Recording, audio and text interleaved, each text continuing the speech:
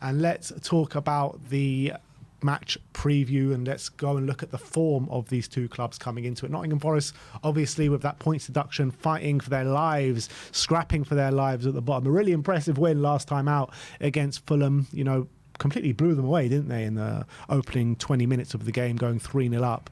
And yeah, Fulham did come back into the game, but it was nowhere near enough to actually get the scoreline back on level playing terms. But apart from that, they haven't really been playing well and getting points on the board, or consistent points. Yeah, he had a really good start, didn't he, Nuno? As Wolfie was saying in our match preview with him, you know, they beat Newcastle quite early on, 3-1 away from home at St James's. They then beat Man United 2-1 at home as well, and it looked like, okay, Nuno's seems to be getting a tune out of this team. But then things just took a really bad turn, and they started to really struggle in a lot of games, and struggle for points and struggle for wins especially. And I think after Man United game, they didn't win another game up until West Ham at home on the 2nd of February, which was about a 2-month wait for another win. And then after the West Ham game, they went on another 6-game winless run, which included 4 defeats. So they've been very, very patchy under Nuno. It hasn't quite been the new manager bounce they've been hoping for. Obviously, when you add into that the 4-point deduction, that's why they see themselves only 3 points above the relegation zone. But as you said, they got a really big morale-boosting win at home to Fulham in midweek. And Wolfie was saying they really did change the way they play in that game, whereas before that, they were much more low block. I mean, they're still going to be low block in this game, but they were much more focused on defending deep, trying to stop the opposition. But against Fulham, they put them under a lot more pressure, forcing a lot more mistakes. And also, they blitzed them very early on, and actually forced Fulham into a triple change on the 20-minute mark. So I wonder whether they'll take that kind of performance into the Spurs game and look to do a similar thing, or they're going to acknowledge, look, if we're going to stop Spurs, we're going to have to be on point defensively, and that means doing things in a different way, and we're going to have to go back to our low block. I think Nuno is a good manager, I think obviously at Wolves he did very well. Spurs didn't work out, but Forest is the kind of club I could see him doing well at. I don't think he's been fantastic so far. Has there been improvement on Steve Cooper? I don't know. It's been quite mixed, I would say. When they've been good, that you could maybe say, you know, it has been an improvement, but I don't think I've seen enough of an improvement yet to suggest that he's going to be at Forest in the long term, but as long as he keeps them up. But I'm looking at Forest and their recent form, and as much as the Fulham result was a good one, there's 2 ways of looking at it. Is it an outlier, or is it a sign of things to come? I guess we'll have to wait and see. Yeah, I think it's also a different it's a different like kind of motivation as well, playing home and away. I think at the City ground with the fans behind them, going 3-0 up so early, you know, it can happen at home for Nottingham Forest, but away from home, I think it's a completely different ball game, and I don't think that result happens at Craven Cottage. You're looking at the results Nottingham Forest have had away from home since Nuno has come in. They've had 1 win. Yes, it was an impressive win at St James's Park against Newcastle, but still, apart from that, that's literally their only win, and that's come quite some time ago, before the turn of the year. So since then, you know, they had I would say a half impressive game against Aston Villa, didn't they? Where Aston Villa kind of blew them away at the start of the game, but they came back into it massively in the second half. I remember, yeah, they were 3-0 down in the first half. And then they got it back to 3-2 really impressively, and in fact they actually had chances to make it 3-3, and they were on top. Unfortunately, they didn't take those chances, and Aston Villa kind of hit them on the break and made it 4-2. So on a different day, could have been a really great comeback, but on the flip side, they were also 3-0 down, and Villa kind of stopped playing at 3-0 down. So there's 2 ways of looking at a result. Obviously, they did put up a fight, but Aston Villa as well exploited what was some really weak defending on the day as well. So definitely shows there's a lot of weakness here in the back line. But that game also shows that they can be a threat. And with the players that they have, they can open up defences and they can cause you problems, especially with a team that plays a high line like Aston Villa did on that day. So it is, it's not cause for concern, but it's something to watch out for, that's for sure, when coming up against this Aston Villa side this weekend. In terms of the head-to-head, obviously it's massively in favour of Tottenham. Spurs did lose, was that last season, in the Carabao Cup to Nottingham Forest 2-0, but apart from that, we've won 4 out of our last 5 meetings with them. do you take anything from the game that we did play against them earlier this season? Well, obviously it was Steve Cooper's last game, wasn't it? So there's been a lot of change. Too much. It has been. There's been a lot of change since then. And not even the reason we won that game was the goalkeeper. Really, Matt Turner made two poor errors, and he's not even the goalkeeper anymore. So it's going to be a different Forest to the Forest that we played back then. Even though I thought actually Forest didn't even have a bad game then. I remember we won 2-0 and probably deserved to win, but it wasn't as if we battered them. It was quite a tight game, and we had to pick our moments of quality to win. And obviously, I think if I remember rightly, Basuma got sent off in that game as well, and we finished that game with 10 men. So it was a bit of a struggle near the end of that game to win it. But that did end up being Nuno's last game. It's going to be a different kettle of fish at this point as well. They're a lot more in trouble when it comes to relegation. They're only 3 points clear of the relegation zone. So they're going to be fighting for their lives. They're going to be scrapping for their lives. And we've seen it. How many times we've seen it in this league when a team is in that position and they've got a game that you expect them to lose and they end up ripping up the form books and getting a result. So in these kind of games, you can never take them too lightly. You can never be too sure of victory, especially when a team is in that position. But in terms of, the head-to-head, we have a very good record against them, and maybe we can bring that into this game. Yeah, I hope so. But if you bring up the predicted lineup for Nottingham Forest, this was chosen by our good friend Wolfie. He says Seltz in goal, Williams right back, Aina left back, Murillo and Omadeli at centre backs, Yates, Danilo in the midfield, Gibbs White, Alanga, Hudson-Odoi supporting Chris Wood. I mean, I think that is a definite defence that you can get at, especially with the quality that we have. And I think it's a midfield that we can dominate as much as they are hard-working midfielders. But you look at their attack, and that's actually a really good attack. Alanga is having a really good season. Hudson-Odoi coming into his own a little bit. Gibbs White is, being fancied by a lot of the big clubs this summer, especially with the financial problems that Nottingham Forest are going through. But what I want to talk about is the striker situation, because I remember having a conversation with you and I was saying that Taiwo Awoniyi is a good player. I'll take him at Spurs with what he brings to Nottingham Forest. But Chris Wood has come in and they don't seem to miss him at all. 11 goals this season for Chris Wood, which is an amazing throwback for him.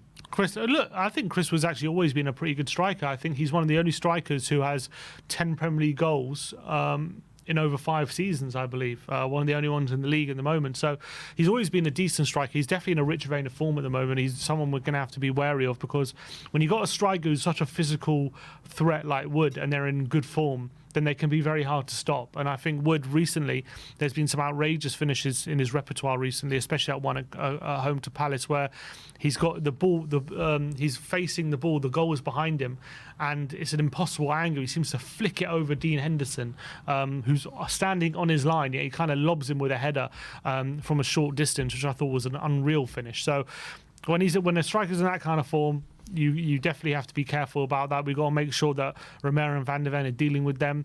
But I do remember, in terms of that front four, I remember watching the Villa game, and I remember before the game they lined up with that front four, and I was actually looking at thinking, okay, because I know Villa play that high line and I know they commit a lot of risk. I was like, okay, Forest actually going to go for this. They're going to attack them. They're going to try and exploit them. And I was like, I think that could lead to a lot of joy. And obviously it did in the second half. But what it cost them was in the first half they got absolutely blitzed. They just couldn't handle what Villa were flying forward, suffocating Forest, and Forest just couldn't handle Villa's pressing and Villa's intense nature. And because they had four forward-thinking players on the pitch, they didn't have that defensive solidity to deal with it, and they just got completely overrun. Now, if they go in that same front four at Spurs, obviously it was Awoniyi at Villa and it'll be Wood at Spurs. Are they in danger of the same thing happening early on? Potentially, I think, because I think that front four, they're good individual players and they're good with their ball, the feet. I don't like Hudson-Odoi. How good is he at tracking back? Alanga, how good is he at tracking back? Morgan Gibbs-White, is he going to come and make a midfield three, or is he going to be more of a number 10? These are things that Forest are going to have to deal with. And as well, I look at their team, and Nico Williams, Ole on their fullbacks, good fullbacks, but I don't think they're the best defensively, and I definitely think you can run at them for sure. I think Werner against Nico Williams is a good fullback going forward. I don't think he's very good going defensively. He makes a lot of fouls. He gets outpaced a lot. And I can see Timo Werner really take him to the cleaners, I reckon. Yeah, and Brendan Johnson on the other side as well. I can see him getting a lot of joy. I can see us getting a lot of joy out wide, and maybe that's a good reason why we're saying Johnson instead of Kulusevski as well, with Kulusevski's tendencies to cut inside and play a lot more central to maybe a Brennan Johnson has. I guess that will give us a lot more avenues to attack those wing backs. And add to that as well, if that predicted lineup's correct, if they're going to play Ole Einar at left back, I believe Ole Einar is one of these right-footed. Yeah, he's a right-footed left back. He's one of these like a Dallo. He plays natural right back, but can fill in left back as well. And the reason why that could really benefit us is because if he's kind of a right-footed left back and Johnson's going on his outside, he's going down his weaker side. So it's going to be a lot harder for Ole Einar to stop him going on that side. Because a lot of the reason why a lot of the time when wingers are inverted and they're cutting inside, the reason why it's so hard to stop is because a lot of the time they're going on the fullback's weaker side when they cut inside. That's why it's a lot harder for fullbacks who are, let's say, a left-footed left back to stop an inverted winger, is because of that reason. Now Johnson going on the outside of a right-footed left back could cause a lot of problems for Forest. Yeah, completely agree. Wolfie was talking to us in the preview saying he thinks Forest are going to win 3-1. Are you surprised by that optimism coming out of the Forest fan base? Well, look, they're just off the back of a really great win, aren't they? So he's still maybe on that high. He hasn't. They haven't won in a while, I guess. So look, I think he makes good points when it comes to how Forest play. They're gonna see us coming. They're gonna know exactly how we're gonna play, and they're gonna set up to frustrate us. And they do have. Let's be honest, they do have the tools in Gibbs White, Elanga. They do have the tools to hurt us if we are giving the ball away too often. If we're allowing too many transitions, if we're off our game, then Forest definitely have the tools to hurt us. And if you give a team like Forest the advantage, you give them a 1-goal lead or something, they're going to be much more likely to hang on to it than a team like Luton are, in my opinion. So we've got to be very careful when it comes to this game. And they got good players, as you said, out front four. They can give a lot of teams a go with the way they attack. So I'm not surprised that from a tactical standpoint, he can see Forest trying to exploit Spurs. And also, given how Spurs have sometimes struggled to break down low blocks, like against West Ham on Tuesday, from that point of view, I can see why he's thinking if we can kind of do what West Ham did and kind of be a bit more clinical on the counter, then we can win this game. I don't think he's taking into account home advantage. I think home advantage is a big factor. I think at home recently we've been very good, and we're a bit more relentless at home. We're a bit more aggressive at home. We seem to kind of will the ball into the back of the net. And how many times we found late winners at home recently? So all season, really, yeah. All season, but especially last few home games, Brighton, Luton. We've found quite a few. So I think I do think we'll win. I'm hoping we don't give Forest too much encouragement. I hope we really just suffocate them and just go for the throat and get some really early goals. I know football's not always like that, but I've got a feeling sometimes these games when a team comes out to frustrate you, sometimes you could just blitz them and they don't know where to look, kind of thing, and you can be 2 goals up before they even know it and their game plan's out the window. Yeah. That's what I'm kind of hoping for, obviously. But the longer the game is at 0-0, obviously the more encouragement that's going to give Forest and the more it's going to play into their hands. But I am confident with our first choice back line, with the form that Johnson's in and Son is in, that we should be okay in this game. Yeah, and you're looking at the West Ham game, and that is definitely maybe what we tried to do. Opening 20 minutes, we were all over them. We got that early goal, and if we would have got that second goal, I think it would have been obviously a much different game than the way it panned out to be. But that was kind of like the outlier, because you're looking at our previous games before that. We haven't really created too much in first halves, and then we have to rely, like you're saying, on late goals, and it gets frustrating towards the end of games. So I think it's so important to take that same mentality that we started the game with the West Ham, like we did at West Ham, and really just go for their throats early on and try get those early goals. And I think we can. There's no reason why we can't. There's no reason why we can't go out in this game and really stamp our authority early. But having said that, I say that pretty much every home game, and it doesn't seem to work out that way. And we seem to do better when we are 1-0 down, to be honest. Yeah. So it's funny how things play out like that. But obviously it's a massive game when it comes to in the top four. Obviously Villa will have played before us, so we'll have to see what their result is. Hopefully we'll have a chance to go above them with the win, but might not necessarily be as simple as that. We might need to win just to keep pace with them, which would put a bit more pressure on us. But obviously as Ange is saying, he said in his press conference, the most important thing is he sees progression in the team. He sees the team adding consistency to their game, and really what he sees is improvement in how we're playing, how we're taking to teams, how we're keeping the ball, all these different things. And I think that's obviously what a lot of fans are going to be looking out for. I think our home form of late has been pretty good. Obviously, we lost to Wolves, but I think other than that, we've won most our home games recently, especially in the league. I think the Wolves one, that's one defeat I can see here, I think in 6 or 7 even. I think we've won 9 of our last 10, it looks like, here at home. So we're in very good form at home. I think home advantage makes a big difference, and I think that is what is going to make this game a bit more comfortable, I feel. Yeah, you look at that home form, and we had 3 losses on the bounce, didn't we, at home, around, what was it, November time? Yeah. Or December time, November, December. And that's when we were just had those injury problems. So if you take the injury problem thing out of it, we're a very good home side this year. And those 3 defeats probably don't happen. So it was very frustrating. And even in those 3 defeats, West Ham, it was 2 horrible mistakes that lost us that game. Aston Villa, we should have been clear after the first 20 minutes, and that should have been a win. And the Chelsea game, obviously, that was the game where everything went wrong. But we started the game so well, and if it's 11v11, we probably win that game as well. So I think for the most part, we have been really good at home and really consistent at home this season from a performance level as well. So I hope we take that into this game, and I'm fully expecting us to take it into this game.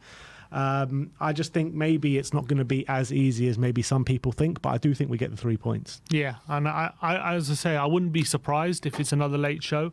I wouldn't be surprised if Villa, if Forest do somehow, with Elanga and Gibbs-White, are able to muster up some chances and put us under pressure and do get a goal against run of play and do get a counter attack, and we do fall behind. I wouldn't be surprised if that happens. But I do think with our home form at the moment, the way we're playing at home, the way we're putting teams under pressure, and how relentless we've been, and as well, if things aren't working, you've got players like Kulusevski, Lo Celso on the bench. Obviously no Richie, but you've got a few attackers on the bench to come on and try and change the game and give you that extra bit of energy as well. So I think we're going to have the tools to get over the line, but we just got to make sure we don't take this game lightly, because Forest definitely have the tools to hurt us and the tools to get something out of this game. Yep, and tomorrow Sunday is just so imperative to get the result when you're looking at our fixtures after this. Because look, no disrespect to Nottingham Forest, I know they're not a terrible side, but they are fighting relegation. That's where they are in the league, and they're there for a reason, not just the points deduction, but they're be in and around that point, part of the league for a reason, right? We've got Nottingham Forest now at home, which most would, if you do your predictions outside of Tottenham and Nottingham Forest, would say Tottenham are going to win the game. After this, we've got Newcastle away, Arsenal at home, Chelsea away, Liverpool away. So we go through a run of really, really difficult games now after this. So it's imperative to get these 3 points in terms of this top 4 race. Yeah, 100% right. And with the games not going any easier, we have to take these opportunities, especially a home game against 17th place. You have to win that game, because there's no guarantees going forward where the points are going to come from, with the difficulty of the fixture list starting to really hit us after this game. So definitely we have to get 3 points, and if we end up losing and Villa do get something at home to Brentford, then all of a sudden, with the fixtures we got coming up, you're thinking top 4's looking all of a sudden like distant. Yeah, if we lose this game, I think Villa turn favourites in the top 4 race. I really do. That's how much of a swing this weekend can be with the fixtures that Spurs have coming up. But look, that is our match preview. Let me know in the comment section below your thoughts on the game. Sim is going 3-1 to Spurs. I'm going 2-0 to Spurs. Me and Sim, once again, will be in that stadium on Sunday, getting you all the footage from inside. And I think it's Barnaby and Amir, is it, this weekend? Yeah. Once again, sir. Amir, bring 3 points. He doesn't have a good record in the studio, but hopefully this weekend is a turn for the form books. But thank you everyone for joining us today. Like, subscribe and comment. And as always, come on you Spurs.